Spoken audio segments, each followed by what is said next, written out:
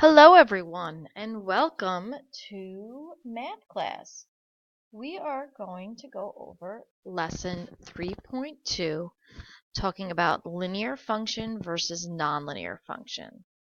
So the objective of today, and what you should be able to do by the end of this lesson, is to look at either a graph, an equation, a table, or even a situation really, and determine if it represents a linear function or it would be classified as nonlinear function. So to start, let me just talk about a few concepts or a few ideas that would make a function linear. First of all, the word linear has line in it, so anything that is a line is a function. But technically, the only line that is not a function is a vertical line, so you got to be careful about that. So you say, well, what would a nonlinear line look like? Anything that is not a straight line. So we can have our curves. This in particular is an exponential function. Don't be so worried about the names. Another one is called a quadratic function. Okay. This is nonlinear. A line, what makes it a line in particular, is that it has a constant rate of change.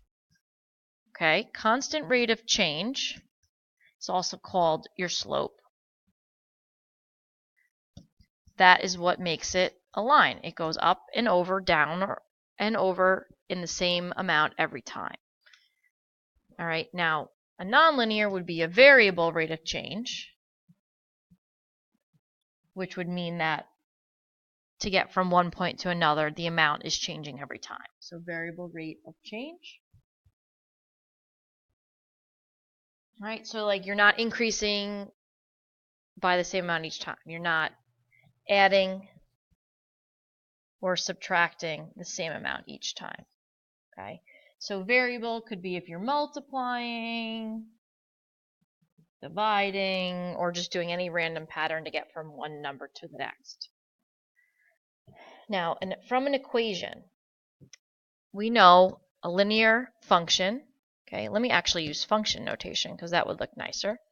F of x equals mx plus b.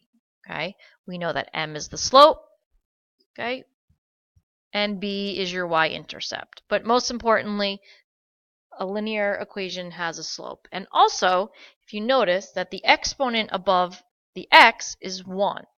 Okay, so if you have x to the first power, okay, y equals x to the first power, anything like that would make it a linear function. Right, so things that are not linear would be x cubed, x squared, okay?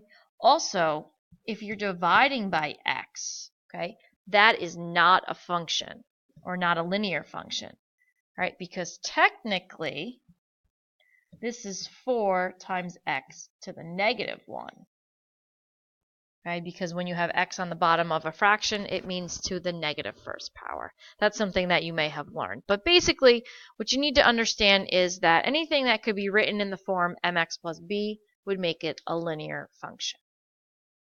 Okay, so if you want to get some of those notes down on your paper as well as what is already written, okay, so let me just make that a little bit smaller for you. If you want to copy it down, feel free to pause this video at any moment in time that you need to. All right, you're going to be pausing, stopping, and starting for the rest of the assignment. All right, so now we're getting into the exercises. So what I want you to do for exercise 1 is to determine if the graphs are linear functions. And it says explain. Okay, so think about how would you explain if it's a line? What did I talk about in the previous slide that makes it a line? And that's what you would write. So right now what you're going to do is you're going to pause. You're going to write your answer. And when you're done and ready, you're going to press play. Good, welcome back. So the answer for number 1 is a line, okay, because it is a non-vertical straight line and it has a constant rate of change, okay? And I was more particular that it had a constant rate of change of 2, up 2 and over 1, okay? If you didn't, it's all right. The second one is not a line. It's not a straight line, so there's no variable rate, so it's a variable rate of change. Can't find a slope that's consistent along that graph. Good. All right. Determining a linear function from a table. All right, so what you're looking for is slope. Is there a constant rate of change? In my example, to calculate the slope, you're seeing that as y is increasing by decreasing by -6, x is increasing by 3. Therefore, making the slope equal to -6/3.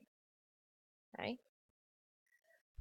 It's consistent. You're increasing or decreasing, aka adding or subtracting by the same value every time. All right, so now you're going to pause your video and you're going to answer exercise 2 right now. Okay, welcome back. So the answer to the first one is, what are we increasing by? So we're adding 2 as we're adding 1. So this is linear, okay? There's a constant rate of change of 2/1. Now the second one, we go up 3, as we go up 3, then we go up 1, as we go up 3, then we go up 4, as we go up 3. This is non-linear because there is no constant rate of change. Good. All right, so exercise 3, we're going to work on filling in the table so it represents a linear function. So we're looking at a constant rate of change. So what I'm looking at is that the x's are increasing by 4. Okay. All right, and now how the heck do I fill out the in-betweens? So I'm actually going to find the rate of change between these 2 points here. Okay. So from 12 to -4 was a change of 16. And from 20 to 4 is a change of 16 as well.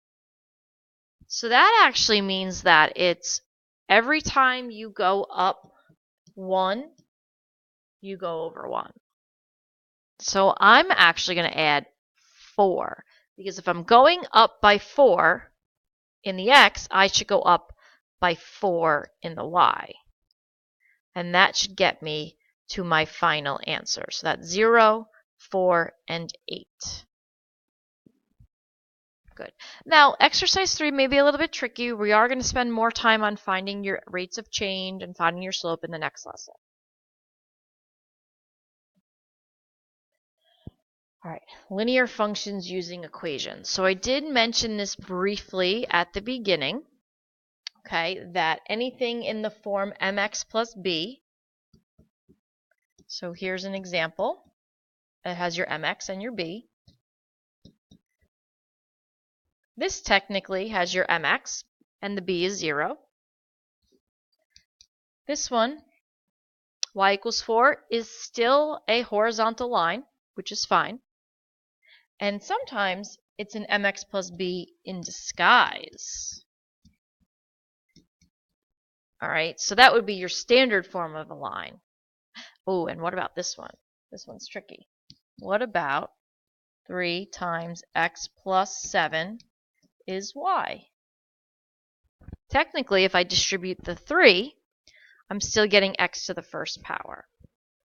All right, so let's talk about some non-examples. So I said anything with an x squared. Anything with x squared and y squared equals a number. That's actually a circle there. Anything when x is in the denominator. Anything with x to the third power. And technically, if I had x plus 1 times x plus 2, would actually end up giving me an x squared if I distributed. That one's a tricky one. Let's see if you get it. All right. So what you're going to do is you're going to pause the video and you're going to answer A through G. Okay, and when you're ready, you're going to press play.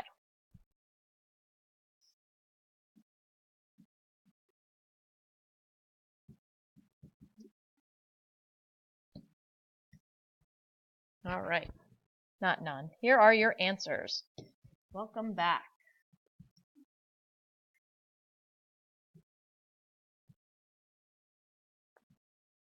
This gives me a y squared, so this is not linear, and this is linear.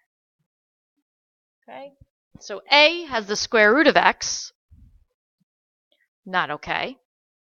D gives you y squared, which is not okay. E gives you an x squared, which is not okay. And G has the x in the denominator, which is not okay. All right, so let's kind of put it together. Let's put a situation to it. All right, so I want you to read. And we're talking about D equals 50t, which means the distance car A is from a rental store after t hours. So you are driving a car away from the rental store. The input is the hours, so after 1 hour, how far are you from the rental store? Car B is the table, right? And it's asking if the table represents linear or nonlinear.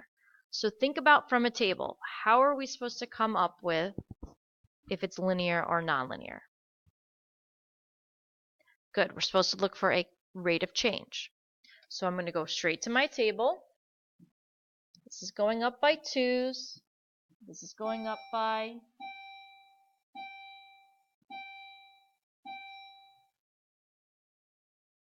120. And then this is going 120 is correct, yep.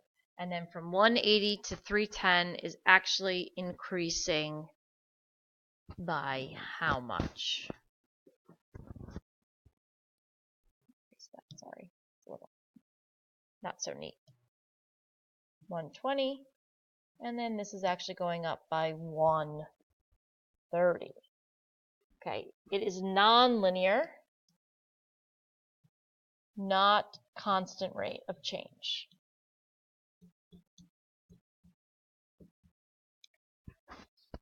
Your friend claims car B is moving at a constant rate.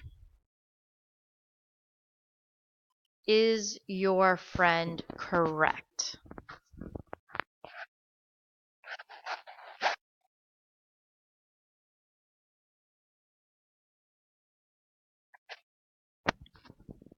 Technically, your friend is correct.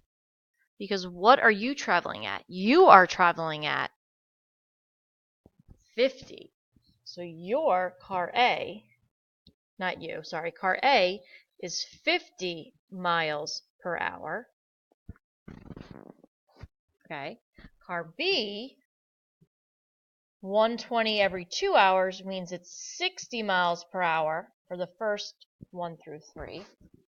And then 130 divided by 2 would be 65 miles per hour for the next. So technically your friend is moving at a faster rate of change. Even though they're not constant, that's still both sets of rate of change is still faster than yours. Good. All right, so that concludes the notes. I do have one exit ticket for you. Okay. So the exit ticket, similar to the question that is on your, or was on your quiz. So I want you to read it. I want you to take a piece of paper and I want you to give me the answer when you're done. Okay. So what you're going to do is read it. You're going to write your answer on a piece of paper. You're going to come up, you're going to drop it off to me. Then what you can do is you can turn your computer off. You can make up any work. You can ask any questions. Feel free to do what you would like to do for the remainder of the period. Okay, but you should have at least gone through this video 15 minutes long.